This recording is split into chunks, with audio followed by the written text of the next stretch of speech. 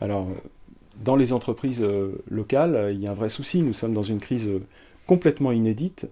On n'avait jamais vu ça avant, évidemment.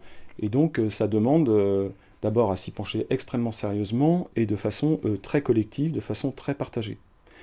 C'est l'esprit de notre projet, vivre avec la Covid-19 dans nos entreprises locales. Et justement, comment vit-on avec? Nous avons été en contact depuis 2 mois avec de nombreux commerçants, artisans, indépendants, auto-entrepreneurs, qui se sont tournés vers nous pour nous dire on a un vrai problème d'information, on a un vrai problème pour pouvoir rouvrir les espaces qui reçoivent du public, et même pour faire travailler nos salariés. Comment est-ce que je fais, moi, pour avoir du gel hydroalcoolique, pour avoir accès à des masques? Comment est-ce que j'organise mon espace qui reçoit du public pour que les consommateurs viennent dans mon magasin en toute sécurité. Et nous pensons que c'est la place d'une ville, d'une mairie, comme celle de Clisson, et bien de coordonner cette organisation avec l'ensemble des acteurs concernés. Alors, Ça, c'est le premier point. mais je crois que ça a déjà été fait avec la mairie de Clisson, puisque donc ils ont effectivement notamment distribué des masques, etc. Non? Alors, en ce qui concerne les professionnels, c'est la région qui a mis à disposition des masques auprès de la chambre de métier qui a utilisé les services de la communauté d'agglomération pour distribuer les masques auprès des artisans. En ce qui concerne les commerçants, c'est la région qui a mis à disposition les masques auprès des chambres de commerce et d'industrie, qui s'est appuyée sur les associations de commerçants locales. Bien entendu, les commerçants, qu'ils soient adhérents ou non de l'association locale, peuvent prétendre à avoir des masques qui sont des masques à usage unique, je le précise, des masques chirurgicaux. Donc moi-même, j'ai informé un certain nombre d'acteurs locaux, de commerçants, et j'ai contacté la Chambre de commerce et d'industrie d'ailleurs pour demander d'autres masques, puisqu'il n'y en a pas suffisamment. Oui, tout le monde n'a pas été effectivement mis au courant de cette possibilité. Alors il semble qu'il y a eu un souci d'information, et ça rejoint ma première préoccupation, ce que je vous disais au départ, c'est-à-dire qu'on pense que la place d'une mairie, c'est effectivement de coordonner ce type d'action pour être sûr que tout le monde ait l'information et puisse être, on va dire, puisse avoir non seulement accès à l'information, mais aussi aux produits de façon équitable. Le second point, c'est ce que je vous disais au départ, nous sommes dans une crise inédite et ça mérite qu'on puisse partager nos points de vue, nos réflexions, l'ensemble des acteurs concernés, que ce soit les élus, que ce soit les associations professionnelles, que ce soit les entreprises locales, pour pouvoir réfléchir à ce qui serait le plus opportun pour répondre aux besoins et aux attentes.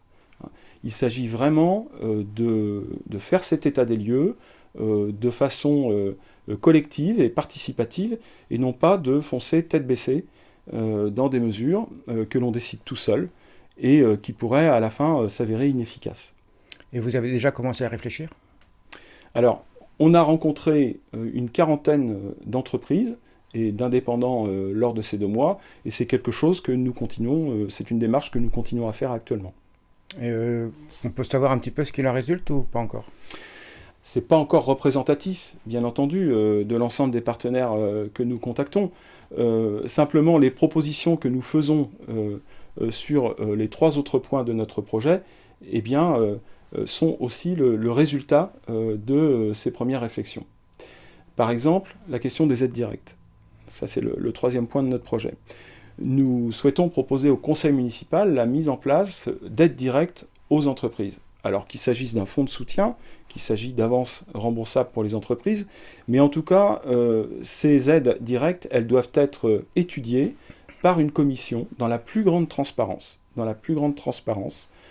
Une commission qui comprendra des élus, des acteurs locaux et des citoyens. Avec une dimension particulière pour Clisson aussi, sur le secteur de la culture, du tourisme et de l'économie sociale et solidaire. Et pourquoi spécial? Parce que nous avons une réalité qui est celle-ci à Clisson, que nous avons une économie culturelle qui est importante. Vous savez que nous avons plus d'une quarantaine d'artistes professionnels qui vivent à Clisson. Nous avons de nombreuses associations, nous avons plusieurs festivals, dont un en particulier international, qui viennent vraiment animer la vie économique locale, et donc cette économie culturelle a une importance particulière, tout comme le tourisme, évidemment, à Clisson.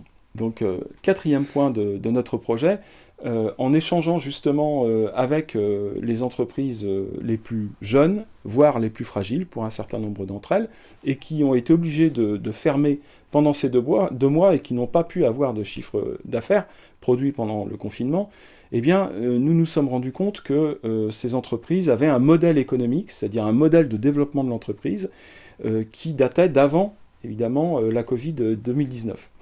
Aujourd'hui, nous sommes dans une toute autre situation. Ces entreprises doivent reprendre leur activité le plus vite possible.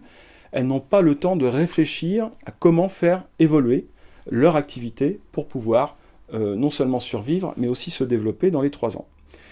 Par ailleurs, nous savons que sur Clisson, nous disposons d'entreprises de conseil en gestion, de conseil en droit, de conseil en prospective. Et nous proposons que la ville finance justement des heures de conseil pour ces jeunes entreprises et éviter qu'elles soient en difficulté. Ça, c'est le quatrième point. Et vous parlez des jeunes entreprises, on oublie souvent les entreprises qui travaillent grâce à l'événementiel, qui eux n'ont strictement quasiment aucun chiffre d'affaires jusqu'au mois de août, septembre peut-être. Vous proposez quelque chose? Alors, c'est ce que je vous ai dit tout à l'heure, il faut vraiment prendre le temps de faire l'état des lieux pour n'oublier personne. Le but, c'est ça, c'est de n'oublier personne et d'être dans la concertation. Et c'est pour ça que je vous alertais tout à l'heure sur le fait d'annoncer, d'avoir des effets d'annonce autour de mesures qui seraient un petit peu choc et qui touchent, on va dire, le grand public, mais qui s'avéreraient inefficaces en fin de compte parce qu'elles oublieraient une partie des acteurs locaux. Donc si vous connaissez des entreprises qui sont dans la situation que vous me décrivez, je pense qu'il faut vraiment que l'on puisse réfléchir avec elles à la meilleure façon de les aider, en l'occurrence, par rapport à ce qu'elles vivent aujourd'hui. Nous n'y manquerons point. 5e élément. Alors, 5e élément, vous savez que la ville, une mairie, c'est aussi un acteur public et local très important. La ville de Clisson, depuis très très longtemps, voit ces rues s'animer régulièrement au travers d'événements, de manifestations. Ces événements, ces manifestations amènent évidemment beaucoup de monde, donc amènent aussi des consommateurs potentiels pour les commerçants. Or, nous avons un vrai problème d'information aujourd'hui. Nous savons que quand une manifestation a lieu en centre-ville, une partie des commerçants n'est pas informée suffisamment en amont pour pouvoir vraiment en profiter et pouvoir organiser aussi l'accueil de ces nouveaux consommateurs. Donc là, nous pensons que nous avons quelque chose à réfléchir différemment, mais ce sont aussi les informations sur, on va dire, les fonctions administratives et organisationnelles de la mairie envers les entreprises. Par exemple, comment une entreprise répond à un appel d'offres aujourd'hui, un appel d'offres public de la mairie. Nous pensons qu'il faut faciliter les démarches de façon à ce que toutes les entreprises locales aient l'information et puissent y répondre éventuellement. Et puis, à l'autre bout de la chaîne, une fois que les entreprises locales ont obtenu ce marché d'appel d'offres, enfin ce marché, qu'elles puissent aussi avoir des délais de paiement raisonnables qui sont en rapport aussi avec leur viabilité économique. Donc nous pensons que la ville a aussi des pratiques à faire évoluer, une organisation aussi à revoir en fonction de cette crise complètement inédite pour faciliter la vie des entreprises locales. Oui, parce que notamment pour répondre aux appels d'offres, encore faut-il être au courant, ce qui n'est pas toujours le cas. Alors voilà, je suis bien d'accord avec vous. Nous avons plusieurs entreprises qui nous ont fait remarquer qu'elles n'étaient pas informées suffisamment en amont. Alors bien entendu, il y a des informations tout à fait administratives et légales, et la mairie respecte ces circuits-là, notamment dans la presse.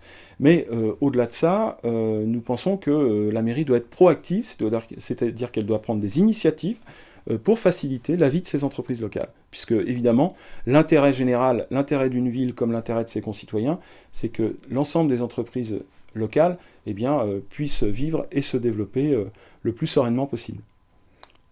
Et donc, l'avenir de ces entreprises, vous le voyez comment ?